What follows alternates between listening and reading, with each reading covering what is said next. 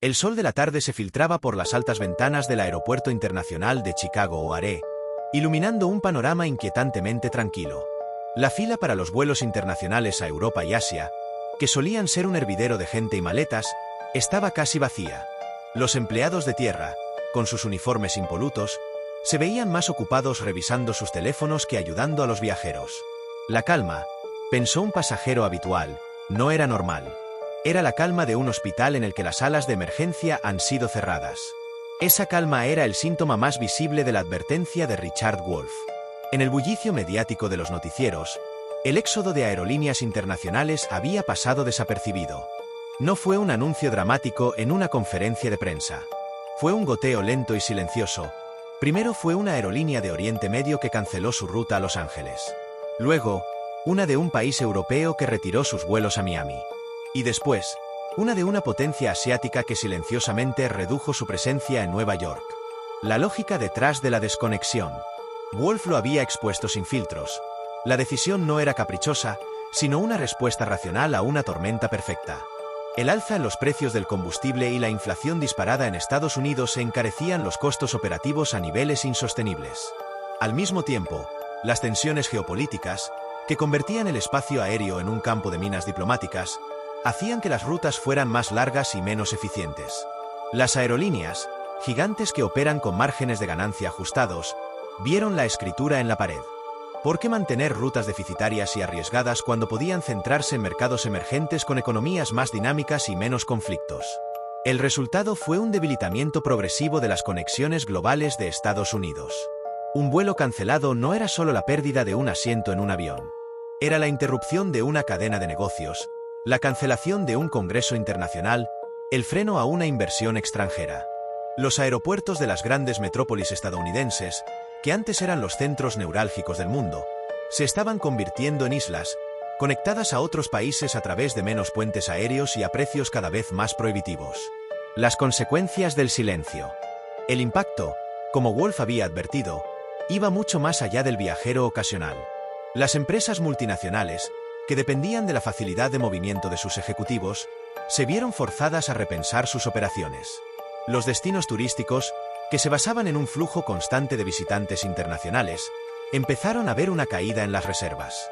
El sueño americano de los estudiantes extranjeros se volvió más difícil de alcanzar. El silencio mediático, la falta de una discusión abierta sobre el problema, solo servía para agravar la situación. Nadie parecía querer reconocer que la percepción de Estados Unidos en el extranjero, la idea de que era un socio estable y un destino seguro, se estaba erosionando. Mientras los noticieros hablaban de la última polémica política, el éxodo silencioso de las aerolíneas era el síntoma más visible de una transformación histórica. Era la prueba de que, para el resto del mundo, la economía estadounidense ya no era el motor principal. Se estaban creando nuevas rutas comerciales, nuevos centros de poder, nuevas alianzas, y Estados Unidos, de manera alarmante, parecía estar quedándose atrás. La pregunta que flotaba en el aire del aeropuerto de Chicago, y en los pasillos del poder en Washington, era si este fenómeno era solo una anomalía temporal o la señal de un declive económico que pocos se atrevían a reconocer.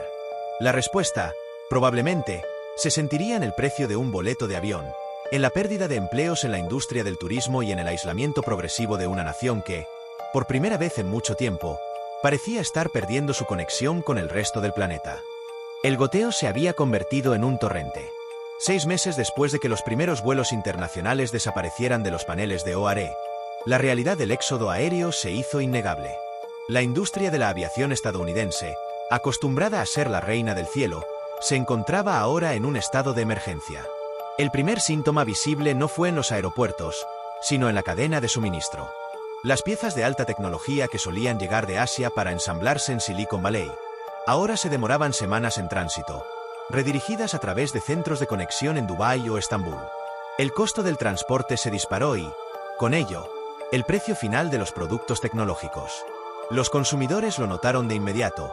Los nuevos teléfonos eran más caros y menos accesibles. Los fabricantes, que antes dependían de la rapidez de las conexiones directas, se vieron obligados a buscar socios logísticos en otros países, debilitando aún más la economía estadounidense. El colapso del turismo de negocios y su impacto humano. El turismo, una de las mayores fuentes de ingresos del país, se desplomó. Los viajes de negocios, que dependían de la facilidad de las conexiones directas, se volvieron un lujo. Las conferencias internacionales, antes habituales en Los Ángeles o Nueva York, se trasladaron a Singapur o Berlín, donde el acceso era más sencillo y la moneda más estable. Los hoteles, restaurantes y empresas de alquiler de coches de las grandes ciudades se empezaron a despedir a su personal. El sueño de trabajar en el sector de la hostelería, una de las puertas de entrada a la clase media, se esfumó para miles de personas. Los aeropuertos se transformaron en un paisaje de desolación.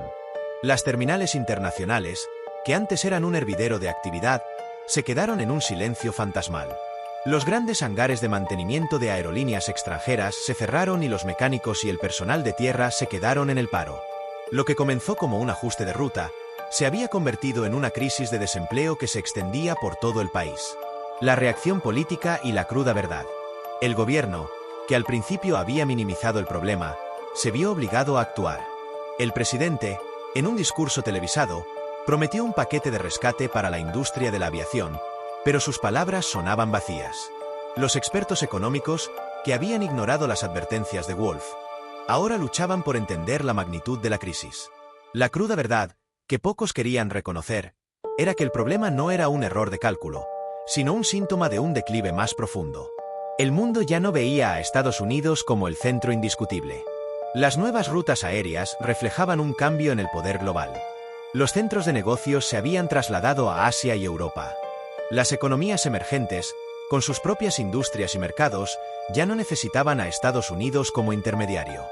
La globalización, que durante décadas había parecido una autopista de un solo sentido hacia Estados Unidos, se había convertido en una red de múltiples vías, y el país se estaba quedando aislado. El miedo y la incertidumbre se apoderaron de la población. Las familias, que veían cómo el costo de la vida subía y los empleos desaparecían, empezaron a manifestarse. Los noticieros, que ahora no podían ignorar la crisis, mostraban imágenes de protestas en los aeropuertos, de gente que exigía respuestas. La pregunta de Wolf, ¿estamos ante un cambio temporal o frente a una señal clara de un declive económico?, ya no era una teoría. Era una realidad que golpeaba la puerta de cada hogar. El silencio de las aerolíneas se había transformado en un grito de alerta, y el mundo que conocíamos, el mundo conectado, se estaba desvaneciendo frente a nuestros ojos. Han pasado 6 meses desde que Alejandro comenzó a prepararse. El mundo, que antes se sentía como una entidad distante, ahora se sentía como una casa que se desmorona lentamente, con el crujido de la madera y el sonido de las grietas. La corrección del mercado que sus colegas predecían se había transformado en una recesión en toda regla. La inflación se había vuelto una bestia indomable. El precio de la gasolina era tan alto que muchos optaban por usar el transporte público, y las colas para conseguir productos básicos en los supermercados eran más largas de lo habitual.